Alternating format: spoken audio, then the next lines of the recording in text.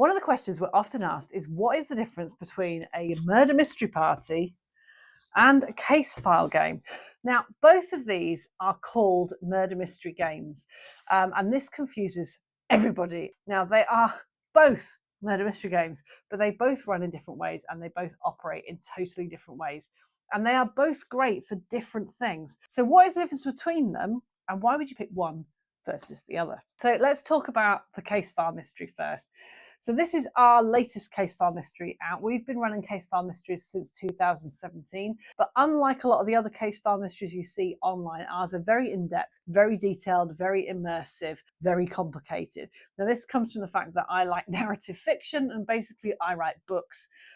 So our case file mysteries are basically like a book that's been exploded, throwing you straight into it, very immersive. Case file mysteries are great if you are a solo solver.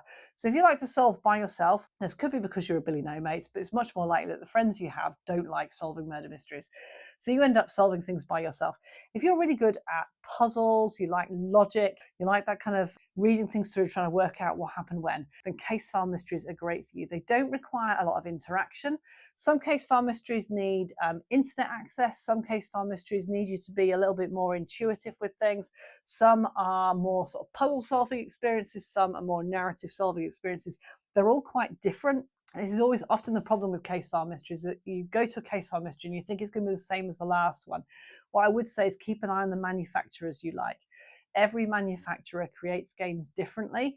So it's very important you stick with the one that you know you like, because the next one along will be very different and usually is very different. So this case file mystery will contain lots and lots of evidence in there to help guide you through. You take in all the different evidence and then you have to try and work out who's done what from where. I'm just going to try and unpack this one while I'm on screen. So this one, like I say, is Shadows in the Gallery. So in this, you've got lots of different information. Now, this is a jam-packed, this is probably what I would call a deluxe case file mystery box. It is not your standard generic run-of-the-mill. Now, the idea behind this one is that you're trying to solve a cold case. All of the mysteries you find in case file mysteries are cold cases. Nothing's active. If it was, it would be a police file as opposed to a case file mystery. So they are always cold cases you're trying to solve. So this one is by Cozy Killer, which is our sister brand. So this case file mystery, you're trying to solve who killed this guy here, not to be confused with Avery Leonard.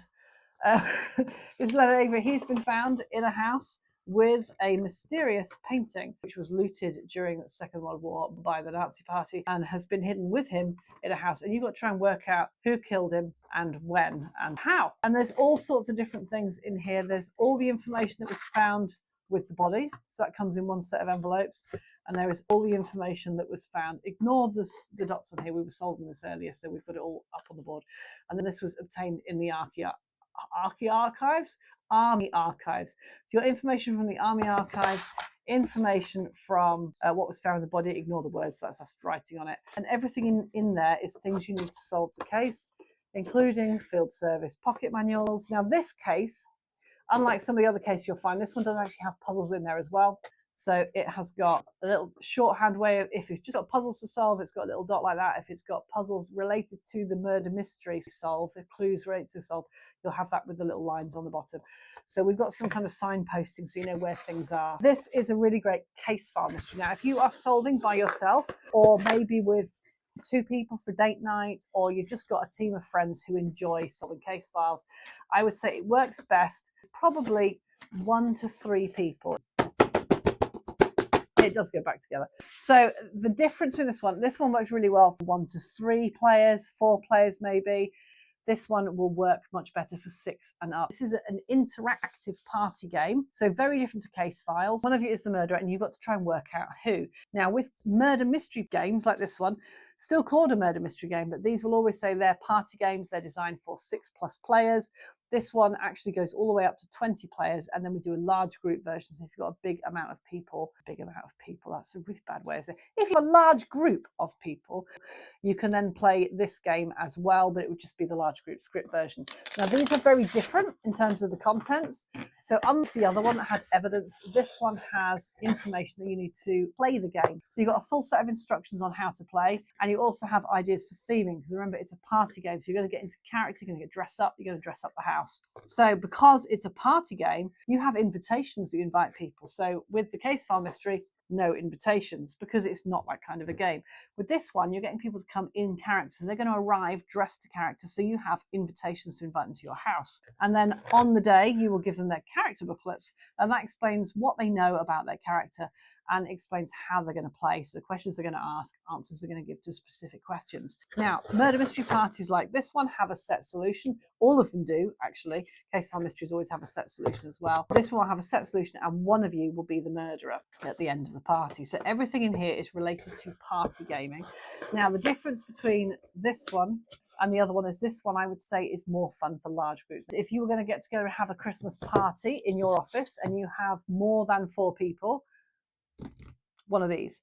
You will have people there for about 2 hours. They will have a lot of fun. They will laugh. They will joke with each other. They will have a great time. They will have memories to take home of people doing silly things, dressing up silly, all that kind of stuff. If you like having a drink, if you like just letting your hair down, throwing yourself into something, this will be the one that everybody will talk about for years. And actually, we have people come back to us 5 years, 10 years later saying, we had such a great night at that murder mystery. Have you got anything similar? We want to do it again. Really, really good. Casefile Mysteries are very much solo pursuits. So this is much more in-depth, detailed, detail-orientated, lots of reading. If you like that kind of thing, you will have a lot of fun with it. But it is not the sort of fun that you would have with your friends going crazy. That's friends going crazy. This is friends being really detailed investigators. So both fun in different ways. This is more designed around a party setting, having a lot of laughs, letting your hair down, drinking. Drinking usually comes into it. This is much more about, I don't know, pipe and cigars, slippers, having a glass of sherry while you're solving something. I would say this is much more sedate, much more enjoyable. So these are the sort of main differences between the two. Now, as with all things, not all games companies are created equal. So our Casefile Mystery is very complicated, very detailed, very immersive. We spend a lot of time trying to get the paper the right feel and the look the right feel and everything else. Other companies, flatter boxes, it's much more mass printing. The story might be much easier to solve, very different. So that is ours. And again, same goes true with murder mystery parties. Not all are created the same. So if you find a game you specifically like, I would say stick with the company. So if you've never played ours before and you want to try something new, ours are fantastic. But if you like another company's format, there are all sorts of different company formats out there. So some have cards, some have clues they solve halfway through, some have evidence they solve, some have puzzles in the middle of them.